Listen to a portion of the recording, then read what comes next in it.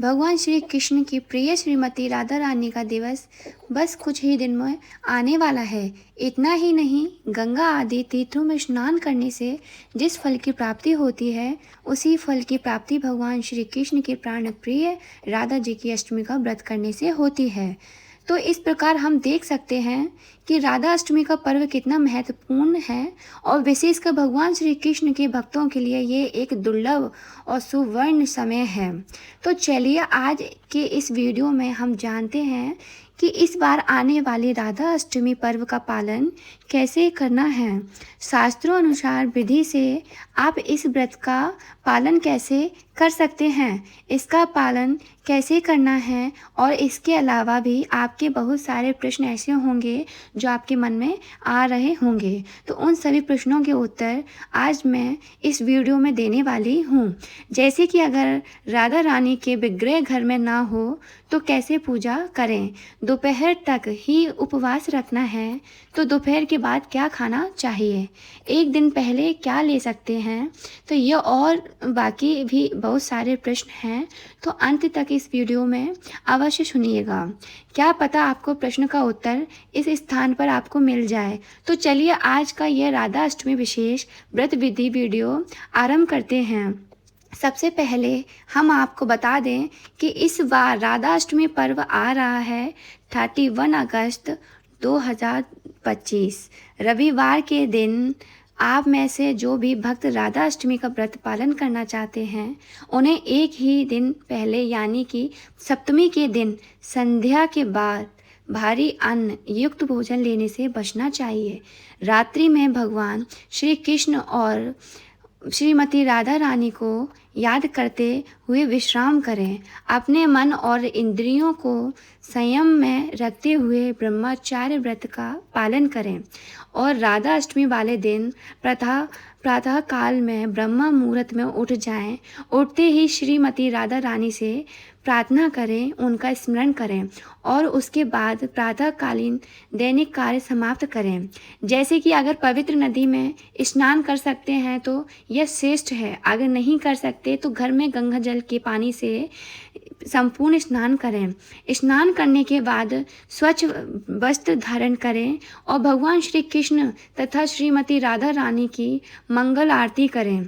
अगर आप घर में मंगला आरती नहीं कर सकते तो मंदिर में जाकर उसका दर्शन कर सकते हैं, या कम से कम ऑनलाइन दर्शन भी कर सकती हैं या कर सकते हैं।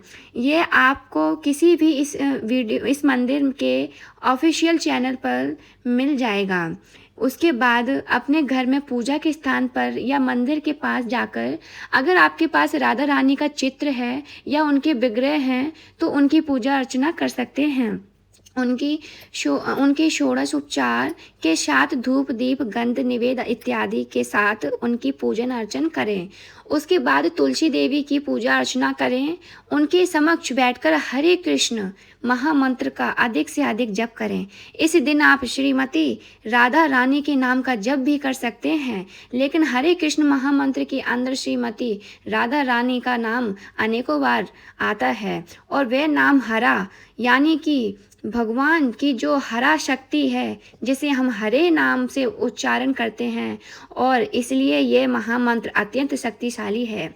इसमें श्रीमती राधा रानी और भगवान श्री कृष्ण के नाम अनेकों बार आते हैं और इसलिए हर बार हम आपसे यही प्रार्थना करते हैं कि आप इस हरे कृष्ण कृष्ण हरे कृष्ण कृष्ण राम हरे राम राम राम हरे हरे इस महामंत्र का अधिक से अधिक संज्ञा में जप कीजिए। राधा अष्टमी के दिन हम उपवास का पालन करते हैं और विशेषकर यह उपवास दोपहर के समय तक रखा जाता है। अगर आप संपूर्ण निर्जल उपवास रख सकते हैं तो यह सबसे अच्छा है। अगर नहीं रख सकते तो केवल जल पर आप यह उपवास रख सकते हैं, लेकिन प्रयास करें जल से आगे ना बढ़े, क्योंकि यह सिर्फ आधे दिन का ही यानी दोपहर तक का ही उपवास होता है। तो अगर आपके लिए संभव है तो दोपहर तक निर्जल या फिर सजल उपवास अवश्य रखें। उसके बाद दोपहर के समय श्रीमती राधा रानी और भगवान श्री कृष्ण का पंचम रस स्नान अभिषेक करवाएं। अभिषेक की संपूर्ण विधि हम पहले ही जन्माष्टमी व्रत में बता देंगे कि आपको कैसे करना है।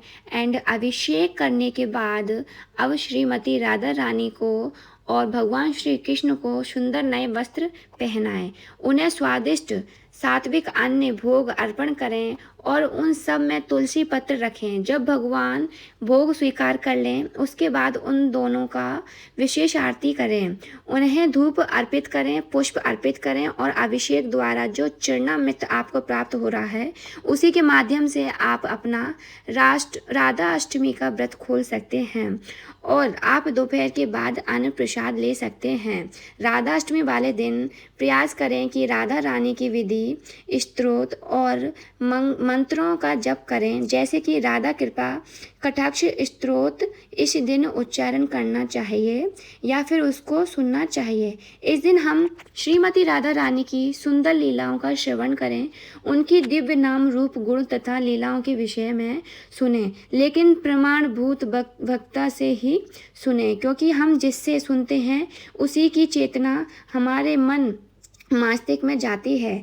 इसलिए प्रयास करें कि किसी प्रमाण गुरु जो स्वयं गुरु परंपरा में आते हैं और जो भगवान श्री कृष्ण के भक्त हो, ऐसे लोगों से ही श्रीमती राधा रानी की लीलाओं का श्रवण करें। इस दिन आप श्रीमद् भागवतम का पाठ कर सकते हैं और इस प्रकार संपूर्ण दिन श्रीमती राधा रानी के ऊपर अपनी चेतना को केंद्रित रख सकते हैं। चलिए अब आपके कुछ प्रश्नों के उत्तर और देते हैं। आप में से कई भक्तों के ये क्वेश्चन मन में जरूर आ रहे होंगे कि राधा अष्टमी का व्रत सप्तमी से करना है या फिर अष्टमी से। तो देखिए, ये राधा अष्टमी का व्रत आप एक दिन पहले से शुरू कर सकते हैं, लेकिन कैसे? तो जैसे हमने आगे बताया, राधा अष्टमी के एक दिन पहले यानी सप्तमी के दिन संध्या काल के बाद भारी अन्न युक्त भोजन ना लें। अपने मन तथा इंद्रियों को वश में रखते हुए भगवान श्री कृष्ण और श्रीमती राधा रानी का नाम जप करते हुए उनका चिंतन और उनके दिव्य गुणों को स्मरण करते हुए रात्रि विश्राम करें। फिर अगले दिन प्रातः काल में यानी राधा अष्टमी वाले दिन विधि विधानों और नियमों का पालन करना आरंभ कर दें। इस प्रकार आपको सप्तमी से व्रत आरंभ करना है और उसकी पूर्ण होती होगी अष्टमी के दिन। दूसरा एक प्रश्न हमें और लगा कि राधा अष्टमी के दिन क्या सिर्फ 12 बजे तक ही उपवास करना होता है या फिर संपूर्ण दिन में उपवास का पालन करना है? तो देखिए, राधा अष्टमी का व्रत दोपहर तक होता है और दोपहर में कहीं मंदिरों में राधा रानी का अभिषेक किया जाता है और उनके चरणामृत के साथ ही इस व्रत को खोला जाता है। लेकिन कई स्थानों पर भक्त संपूर्ण दिन भी राधा अष्टमी व्रत का पालन करते हुए उपवास रखते हैं। कुछ भक्त 12 बजे के बाद सिर्फ एकादशी प्रसाद के साथ व्रत रखते हैं और कुछ स्थानों पर 12 बजे के बाद अन्न प्रसाद लेकर भी व्रत रखा जाता है। तो आप अपनी शारीरिक क्षमता अनुसार इस व्रत का पालन कर सकते हैं। आदर्श स्थिति यह होती है कि दोपहर 12 बजे तक आप निर्जल या फिर सजल उपवास रखें और उसके बाद चरणामृत के साथ आप इस व्रत को खोलें और 12 बजे के बाद आप अन्न प्रसाद ले सकते हैं और उसके बाद भी संपूर्ण दिन में जो आपने राधा रानी को भोग लगाया था वो भी ले सकते हैं और कोई भी सात्विक अन्न प्रसाद पूरे दिन में लिया जा सकता है। तीसरा एक महत्वपूर्ण प्रश्न और हो सकता है आप लोगों का कि अगर किसी के घर में राधा रानी के चित्र या उनके विग्रह ना हो तो कैसे पूजा करनी चाहिए? तो देखिए, अगर आपके घर में राधा रानी का विग्रह नहीं है और आप अभिषेक नहीं कर पा रहे हैं तो कोई बात नहीं, बिना अभिषेक के भी आप यह व्रत पालन कर सकते हैं। अगर आपके घर में सिर्फ राधा रानी का चित्र है, जो कि सामान्य रूप से लगभग सभी के घर में होता है, तो आप राधा रानी और भगवान श्री कृष्ण के चित्र को एक मध्यम उच्च आसन पर स्थापित करें, उस पर स्वच्छ वस्त्र बिछाएं और उस चित्र को रखकर आप उनकी पूजा आराधना कर सकते हैं, उनकी आरती कर सकते हैं, उन्हें भोग लगा सकते हैं, उन्हें धूप दीप पुष्प निवेद इत्यादि अर्पण कर सकते हैं। और इस प्रकार से आप राधा अष्टमी वाले दिन अगर आपके घर में चित्र है तो आप उनकी पूजा अर्चना कर सकते हैं। लेकिन अगर किसी के घर में राधा रानी का चित्र भी नहीं है तो क्या करें? तो ऐसा है, आप बिना चित्र या विग्रह के भी राधाष्टमी का व्रत रख सकती हैं और उसके सभी नियमों का पालन कर सकते हैं। अगर आप प्रत्यक्ष पूजा अर्चना नहीं कर सकते हैं तो मानसिक रूप से पूजा अर्चना करें, और अगर आपके घर के आसपास में कोई मंदिर है जहाँ पर राधाष्टमी का पर्व मनाया जा रहा है तो अब वहाँ जाकर आप राधा रानी के दर्शन कर सकते हैं। बिना अभिषेक, बिना पूजा किए भी राधाष्टमी का व्रत रखा जा सकता है। एक और महत्वपूर्ण प्रश्न है, जैसे कि आप लोग सोचते ही हैं कि जो महिला पीरियड में अगर हैं तो उन्हें राधाष्टमी का व्रत कैसे करना चाहिए, तो उसके भी नियम वही हैं, सरल हैं। आप प्रत्यक्ष सेवा पूजा नहीं कर सकते, राधा रानी के लिए भोग नहीं बना सकती, उनका अभिषेक नहीं कर सकती, उनका श्रृंगार नहीं कर सकती, लेकिन आप उपवास का पालन कर सकती हैं। हरे कृष्ण महामंत्र का अधिक से अधिक जप कर सकती हैं, उनकी दिव्य लीलाओं और कथाओं का श्रवण और कीर्तन कर सकती हैं, और सच्ची साधना यही है। इसलिए पीरियड काल में भी आप उपवास रख सकते हैं, और बाकी आपकी आध्यात्मिक जो भी प्रक्रिया हैं, कार्य हैं, उसे संपन्न कर सकते हैं। उसके बाद एक और प्रश्न होगा आप लोग के मन में, ये भी बहुत सी माँ हो बनती हैं जो औरतें हैं, जैसे कि गर्भवती महिलाएं इस राधाष्टमी व्रत का पालन कैसे कर सकती हैं। तो गर्भवती महिलाओं के लिए इस राधाष्टमी का व्रत का पालन करने में कोई समस्या नहीं है, वे सरलता से सभी नियमों का पालन कर सकती हैं, राधाष्टमी पर्व का पालन कर सकती हैं। लेकिन उनके लिए यह राधाष्टमी पर्व अत्यंत विशेष है, क्योंकि इस समय वे श्रीमती राधा रानी से विशेष प्रार्थना करें, उनकी दिव्य लीलाओं और कथाओं का श्रवण करें, क्योंकि इस समय यह सारे कार्य सिर्फ वे अकेली नहीं कर रही, अपितु उनके गर्भ में रहने वाले शिशु भी इन सभी प्रक्रियाओं से गुजर रहे हैं। तो इसलिए आपके गर्भावस्था शिशु पर इसका बहुत ही अच्छा और सकारात्मक प्रभाव पड़ रहा है। इसलिए प्रयास करें कि राधाष्टमी वाले दिन अधिक से अधिक कृष्ण महामंत्र का जप करें, राधा रानी की सुंदर कथाओं और लीलाओं का श्रवण करें, उनसे विशेष प्रार्थना करें, और अगर अभिषेक कर सकते हैं तो ये तो सबसे अच्छा है। इस दिन आप राधा रानी का और भगवान श्री कृष्ण का एक साथ अभिषेक भी कर सकती हैं। अगर आप उपवास का पालन कर सकती हैं तो आप प्रातः काल में कुछ भी एकादशी प्रसाद ले सकते हैं, दूध, जल इत्यादि भी ले सकते हैं, और 12 बजे के बाद आप अन्य प्रसाद के साथ अपना व्रत खोल सकती हैं। इस प्रकार से प्रयास करके आप अवश्य ही राधाष्टमी व्रत पालन करें। उसके बाद एक प्रश्न और होगा आप लोग के मन में कि चरणामृत नहीं है तो फिर व्रत कैसे खोल सकते हैं। तो इसके लिए आप 2 कार्य कर सकते हैं। पहला तो यह कि जब आप प्रातःकाल में श्रीमती राधा रानी और भगवान श्री कृष्ण की सेवा पूजा करते रहें, और उस समय आप उन्हें जल अर्पित कर सकते हैं, और उसी जल के साथ आप अपना राधाष्टमी व्रत खोल सकती हैं, अगर आपके पास चरणामृत नहीं है तो। दूसरा कार्य यह है कि यह भी कर सकती हैं आप अपने जो राधा रानी के भोग लगाया था उस भोग का प्रसाद रूप में स्वीकार करके भी आप अपना व्रत खोल सकती हैं।